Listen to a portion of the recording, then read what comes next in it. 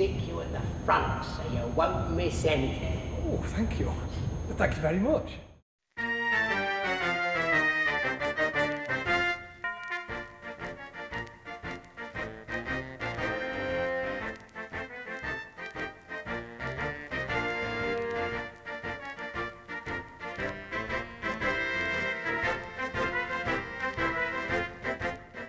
Hey there guys, Nordic Warrior here, welcome back to my video game review series. So, today we're going to be looking at an absolute classic from the PS1, Hogs of War, developed by Infogrames, released in the year 2000. This game is a childhood favourite of mine and it's a game that I always go back to from time to time. So Hogs of War is a turn-based tactics game, similar in many ways to the game Worms, except this game is in 3D, and you take control of anthropomorphic pigs. So the game is basically split into two modes. You have the single-player campaign, and the multiplayer mode. The single-player campaign starts with you choosing your faction. There are 7 factions in the game: Tommy's Trotters, who are the British, Garlic Grunts, who are the French, Sauerkrauts, who are the Germans, Uncle Ham's Hogs, who are the Americans, Piggish Stroika, who are the Russians, and Sushi Swine, who are the Japanese. You also have an unlockable faction called Team Lard, who are actually the faction that you end up fighting in the game's final mission. Once you've selected your faction, you can rename the team, as well as your individual soldiers if you want to. You get a brief training mission called a boot camp. This helps you familiarise yourself with the game's controls and combat. You learn a bit about the different weapons, collectibles, and you learn to use your map for directions and stuff like that. Once you've completed or skipped the tutorial, you are then introduced to the game's plot. So the story of the game is very simple. The continent of Australasia, which is a continent, funnily enough, that is shaped like a giant pig, has been found to be rich in swill, and whichever nation you choose will essentially have to take over the entire continent, one country at a time, by conquering each region one by one. And that means war! What does it mean? War, soldiers! Precisely! And as soldiers, our job is to fight! It's basically a satire of the whole military-industrial complex, and it has a bit of an anti-war message when you think about it. If we can't find a war, we'll blooming well start one! That's the spirit. So long as the politicians can create a pointless argument somewhere in the world, there'll be a pointless war for us to fight! Each region has its own little sandbox-style map where you and the enemy team must battle it out for control. You conquer the region by simply wiping out the other team. The game's combat and strategic design is absolutely fantastic. As I mentioned before, the game is turn-based, so once your turn is over, the other team gets their turn to retaliate. You take control of an individual soldier and can choose your own tactics and strategies to defeat the other team. One of the things that really impresses me about this game in retrospect is the enemy AI. The enemy teams are surprisingly competent and will provide a genuine challenge. They will switch up their tactics depending on the current situation and will even manage to outwit you at times, though on occasion they do make some pretty silly mistakes, some of which are absolutely hilarious. Present! Aim! Fire! Good shooting! Here comes some new equipment for your chaps to play with. I have no need for my earthly chariot now. Sayonara. This makes the game so intellectually stimulating and quite addictive, because you may want to replay a level just to see if you can avoid a certain situation that you didn't before.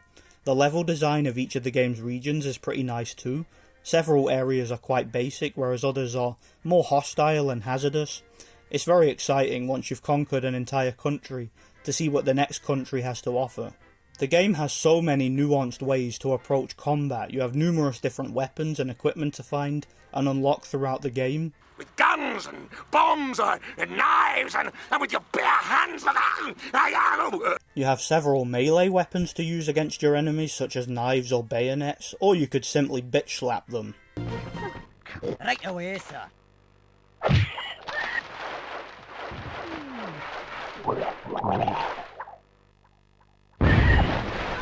You have several guns such as pistols, various different types of rifles, so like a sniper rifle, shotguns, super shotguns, machine guns, heavy machine guns, flamethrowers, various medicinal items such as a medicine dart, heavy weapons such as bazookas and rocket launchers and various different versions of these. You have throwing weapons such as grenades, various different types of grenades, TNTs for planting on enemies and blowing them up, homing missiles, guided missiles. You even have several rare and special weapons such as airstrikes. These are very rare early in the game and can be unlocked later on for regular use when you have fully leveled up your soldiers. The game also has several vehicles that you can use on the battlefield, as well as several heavy artillery sections. You have so many different weapons to find and unlock throughout the game, and like I said before, this just adds to the replay value. I mentioned before the game has a levelling up system. By playing through and completing missions you unlock medals. These medals can be used to promote and upgrade your soldiers. You get one medal for simply completing a mission, and a bonus medal if all of your soldiers survive. There are various other bonus medals that you can obtain by either finding them and collecting them somewhere in the level, or by completing certain challenges and specifications to unlock them. You have a real incentive to find as many of these medals as you can, because some of the later levels in the game are extremely hard, and if you don't have your soldiers fully leveled up and equipped to handle it, you may really struggle. I would certainly recommend leveling up your entire squad before finishing the game if you can. The other mode that the game has is multiplayer. This basically allows you to set up and customise your own skirmish battle. Choose what map you want as well as the parameters for each battle. You have various different types of skirmishes such as deathmatch or survival. This again adds so much replay value to the game and so much customization. It adds several more hours of gameplay, and you could spend so much time messing around with this feature. And if you have a friend, you can play the game in 2-player. If not, you can just play against the game's AI. The game's overall graphics and presentation are pretty good for the time. Character models look great and the environments and backgrounds look about as good as you'd expect for a PS1 game. One of the things the game can also lay claim to is comedy. Eat this!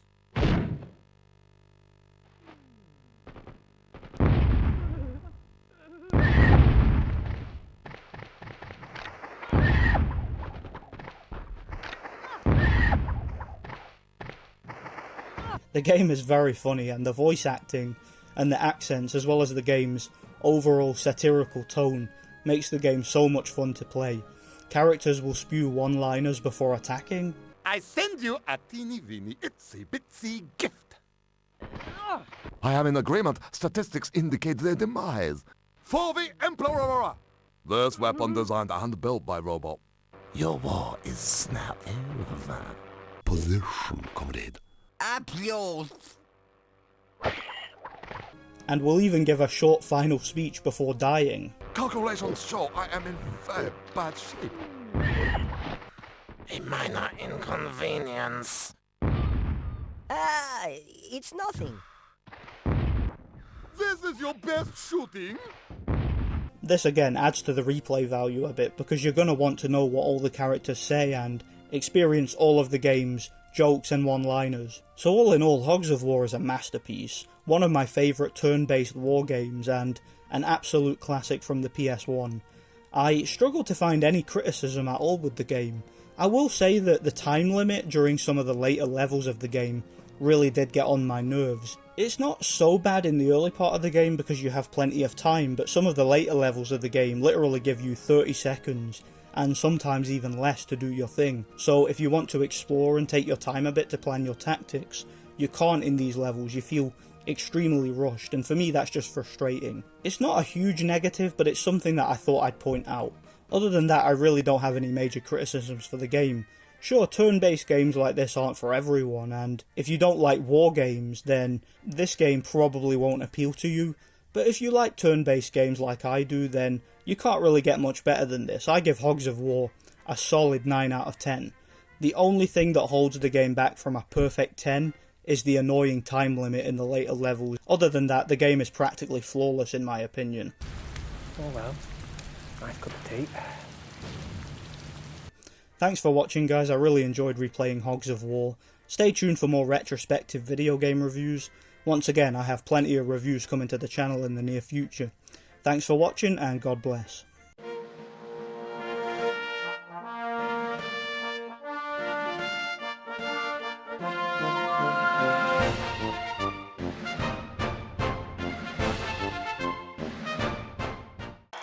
That's it then! The war is over! A time to count the cost of economic and collateral damage, forge new alliances, and rebuild the peace. Hands across the ocean.